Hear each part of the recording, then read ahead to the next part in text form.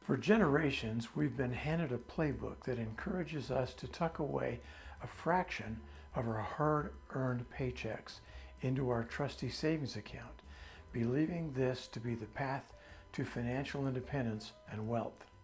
But here's the problem, and I ought to know since I used to manage multiple branches for JPMorgan Chase Bank. The truth is, this age-old, tired approach is a subtle nod of approval to the banks, and I'll tell you precisely why. As of today, the average savings account interest rate in America stands at less than 0.5%. Some are as low as 0.2%, according to the FDIC. Saving like this gives you almost nothing, while the banks are making historic profits on the money that they hold for you. In fact, in the most recent quarter, JPMorgan Chase Bank reported net income of $13.2 billion, and Wells Fargo earned even more at $20.1 billion at your expense, and that was just in the last quarter. In fact, putting your hard-earned money in a typical bank savings account is actually costing you a lot more than you know in terms of its net impact. Let me explain with a simple example. Let's assume that you're an average American household and you earn $81,500 per year in 2023, according to seekingalpha.com. According to bankrate.com, the average American family spends $63,263, or 77.6% of their income for their household expenses. This leaves only $18,237 per year from which they could save or invest, or just $1,519 per month in what we would call discretionary income. For the sake of this example, let's assume that the Jones family is really ambitious and decides to save 50% of their discretionary income, or $760 per month. Let's see how this works out for them. First of all, because of their high cost of living, even this huge portion of their discretionary income accounts for only 11% of their gross income. So, at the end of the first year of this strategy, the Jones family has saved a total of $9,120. The bank has paid them 0.45% interest, that's less than 0.5%, compounded monthly, which totals $41.04 for the year.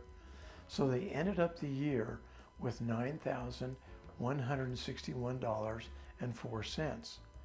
Now, in this same year, the inflation rate was 5%, which means that this $91.61 was actually worth only $8,703 in terms of their actual buying power. This is the insidious impact of inflation on their cash. Watch what happens to this $8,703 over 10 years at an annual inflation rate of 5%. So the Jones family actually lost $4,540 in buying power for the year, and this includes the pitiful $41 in interest that the bank paid them. So why do so many of us fall into this money-saving trap? Well, because it's what they want us to believe. They want us stuck in a cycle of never having enough, so that we keep working jobs we don't enjoy until we're old and gray. But here's the truth. If you want to create financial stability and real wealth, you need to break out of that system. Saving your way to becoming a millionaire while you're young is highly unlikely. But don't worry, I'm not here to crush your dreams. In fact, I want to help you accelerate your journey to financial freedom, starting right now, while you're still young enough to enjoy it. So let's get into it. You need to realize that your money isn't real. We live in a world where all the choices are influenced by someone secretly pulling our strings. Banks and governments have been taking advantage of people who haven't been taught how to manage their money for generations. They've turned your hard-earned cash into what's called fiat money. Money that only holds value because the government says that it does. And whenever the federal government wants or needs to create more of this phony currency, they simply print some more of it. It's like counterfeiting on a massive scale. This is what is called the debasement of the currency. And every time they do this, the value of your dollars that you hold become more and more worthless. This is what happened in Venezuela, where the government there, through this same kind of shenanigans, has lost value almost 500-fold since 1993. This hyperinflation occurs when a country experiences an extremely high and typically accelerating rate of inflation, leading to a rapid decrease in the purchasing power of its currency. In Venezuela, hyperinflation became a severe problem. Prices for goods and services soared, making it difficult for people to afford even basic necessities. Let me give you an example of how this inflation affected me this week. I decided to go on a hike, and I stopped at the local grocery store where I typically buy a 6-ounce container of orange juice. The last time I bought orange juice was a few months ago, and I paid an astounding $3 for that 6-ounce container of orange juice. This last week, I went in. The same exact size container of orange juice cost me $6.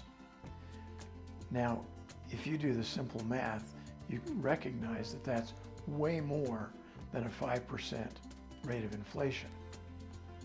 Some people prefer investing in assets like gold and silver, which have real value, but that might not be the best strategy for everyone, especially when you're young and can afford some risk. I, for one, am more interested in other assets, and we'll get into those in a bit. Our society has programmed us to be consumers. You've been misled into doing things you don't really want to do and that are not in your best interest. To break free, you need to start seeing money as a tool to grow your wealth, not just a means to buy stuff. Of course, it's really important to have an emergency fund, and I strongly encourage you to have 3 to 6 months of savings on hand for that purpose. But don't treat it as a piggy bank for spontaneous trips to the Caribbean or to Europe. You can beat the system that is stacked against those who follow the herd. Investing in the market can give you an average yearly return of 8 to 10% or more. It's simple to start with low-cost index funds like the S&P 500, but remember 4 things: low fees, money market funds, multi-currency accounts, and a wide range of stocks so that you diversify your investments. By the way, check out SoFi.com.